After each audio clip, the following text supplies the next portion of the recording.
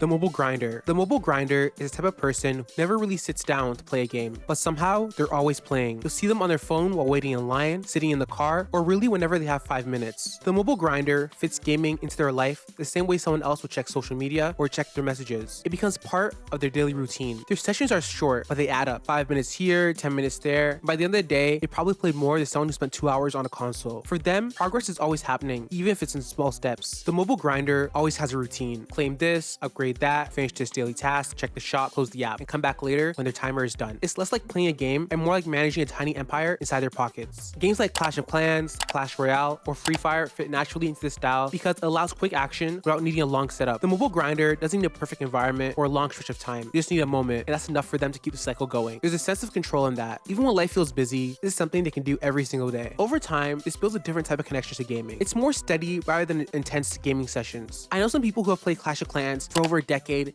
and still play it every day. The mobile grinder isn't chasing a long session or big emotions. The mobile grinder loves building something small over time, piece by piece, without having to pause their life. The console loyalist. The console loyalist doesn't just play on a console, they identify with it. At some point, they picked a side in the console war, and over time, that choice became part of how they experience gaming. For them, their console is familiar, comfortable, and trusted. They know the menus, the controller layouts, the button profiles. There's no friction when they sit down to play. Everything feels exactly where it should be. This type of player is usually drawn to big releases. When a major title drops, they're there. They follow announcements, watch showcases, and pay attention to what's coming next. Their gaming often moves from one major release to another, but they don't jump between platforms or experiment with different setups. They stay in one ecosystem and go deep into it. Exclusive games matter a lot to them. Titles like God of War Ragnarok or Halo Infinite aren't just games that they play. They're part of why they chose their console in the first place. These experiences feel like they belong to them in a way that other games just don't. There's also a strong sense of loyalty in how they talk about gaming. Conversations about consoles can quickly become debates. They defend their platform, often point out its strengths, and question the choices of others. It's not always aggressive, but it's consistent. Their preference isn't casual. It's been reinforced over time through the games they've played and the memories they've built. What makes this player stand out is how settled they are. They're not looking for a better way to play. They already found what works for them. The console loyalist isn't chasing variety or constant change. They're investing in something steady, something they already understand, and something that continues to deliver the kind of experience that they value. The cozy or switch player. This is the type of player who approaches gaming with a completely different pace. They're not trying to rush or compete or really prove anything. They just want to find a chill game, settle into it, and have some fun. Usually find them playing in quiet moments. Maybe it's the end of a long day and they just want to relax. They're not trying to maximize their performance or squeeze in as much progress as possible. They're looking for something steady and enjoyable that doesn't demand too much from them. Games like Animal Crossing, New Horizons, or Stardew Valley fit perfectly into this style because they allow players to move at their own pace. There's always something to do, but nothing really feels urgent. You can decorate, explore, collect, or just simply exist in the world. What stands out about this player is how much they value the experience itself. They notice small details, the music, the visuals, the atmosphere. These things matter just as much as the objectives. They measure progress not just by how fast they complete a task, but how much they enjoy the time they spend playing. There's also a sense of freedom in how they play. They're not tied to strict goals or external pressure. They can spend their entire session rearranging their house or wandering through the world without any real direction, and for them, that's enough. A cozy or switch player doesn't try to push their limits or test their skills. They're creating a space where they can relax, recharge, and enjoy something simple without feeling rushed. The competitive sweat. These players don't approach games as something to relax with. For them, every match has weight, every decision matters, every mistake stays with them longer than it should. The competitive sweat plays with intensity. When they load into a game, they're already thinking about how to win. You'll usually find them in ranked modes. Casual games don't really hold their attention for long because there's nothing really on the line. They want a system that tracks their performance, measures their progress, and reflects how well they're doing compared to others. They're drawn to games like League of Legends, Warzone, or Street Fighter because these games give them something to measure. Every match has structure and improvement is visible over time. What keeps them coming back though isn't just the gameplay itself, it's the sense of growth, the challenge of adapting and feeling that every match is a chance to get better. What stands out the most about these players is how aware they are of performance. They notice not just others' mistakes, but their own. Losses aren't just brushed off easily. They're always thinking about how they can improve and what went wrong. There's also a level of discipline in how they approach gaming. They put time into getting better, even when it's frustrating. They repeat situations, refine strategies, and push through difficult matches because improvement matters a lot to them. You'll see them spend hours in practice tools or aim labs just to lock in their mechanics. For these players, over time, gaming becomes something closer to competition than entertainment. It's still enjoyable, but the enjoyment comes from progress and results. The competitive sweat isn't just playing to pass time. You're trying to get better, climb higher, and prove something, even if the proof is only to themselves. The PC purist. The PC purist doesn't just play games. They think about how games are running, how they could run better, and what changes could improve the experience. For them,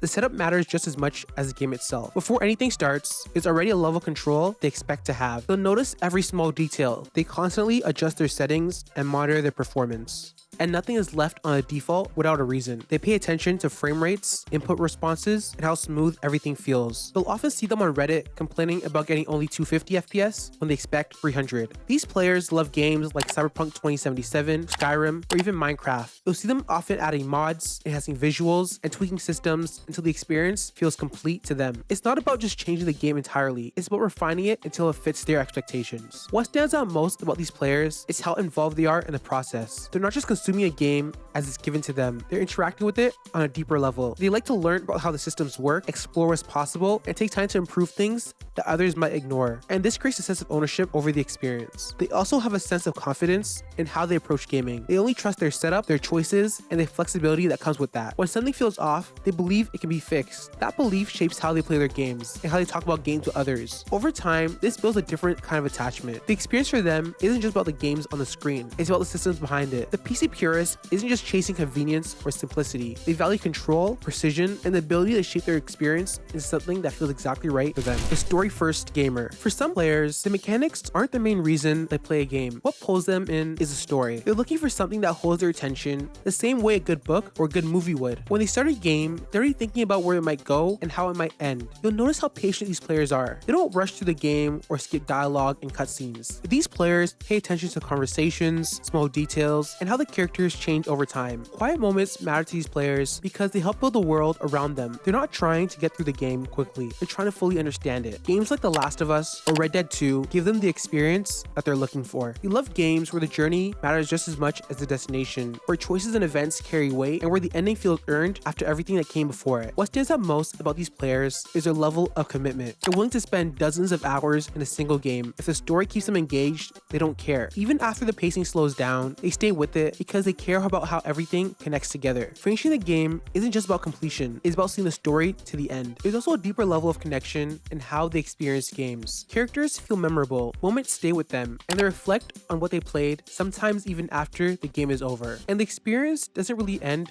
when the credits roll. Over time, gaming becomes something more meaningful for them. It becomes a way to step into different worlds and follow stories that couldn't exist anywhere else. The story-first gamer isn't focused on performance or efficiency. They're there for the experience, for the narrative, and for the feeling of being part of something that unfolds around them. The nostalgia hunter. This type of gamer isn't really looking for what's new. They're looking for what they enjoyed before. The nostalgia hunter moves through gaming with memories and feelings guiding them. Certain sounds, menus, or even loading screens can bring them back to a certain period of time in their life, and that feeling is what they're always chasing. You'll often find them revisiting older games or returning to franchises that they grew up with. It's not just about replaying what feels familiar, it's about reconnecting with the moment that meant something to them. They remember where they were, who they played with, and how they felt at the time. And that connection shapes how they see gaming today. They might use emulators, replay remastered versions, or keep old hardware just to preserve that experience. A game like Pokemon Black and White isn't just another title to them. It represents a period of gaming that felt complete and memorable. Returning to that feels natural, even if newer games offer more features or better visuals. What stands out the most though is how they compare the past and the present. They notice changes in design, pacing, and overall feeling. Sometimes they feel like things were lost along the way. There's also a level of care in how they approach older experiences. They're not rushing through them. They take their time, appreciate the details, and often replay moments that they already know by heart. The goal isn't discovery, it's keeping those old memories alive. Over time, gaming becomes a way to hold on to something more meaningful. It's not about rejecting modern games, but about staying connected to what shaped their love for gaming in the first place. The nostalgia hunter isn't chasing progress or novelty, but preserving a feeling that still matters to them even many years later. Hey guys, thanks for watching the video all the way to the end. I hope you enjoyed it. Let me know in the comment section below what type of gamer you are. I think I'm more of like a PC purist myself, although I do have a PlayStation 5. But you know, let me know in the comment section what you think you are, or maybe you're all of them or none of them. Anyways, if you want to see more videos like this, let me know as well. You can actually let me know by hitting that like and subscribe button. And that's it from me. Stay good for your unk as usual. Peace.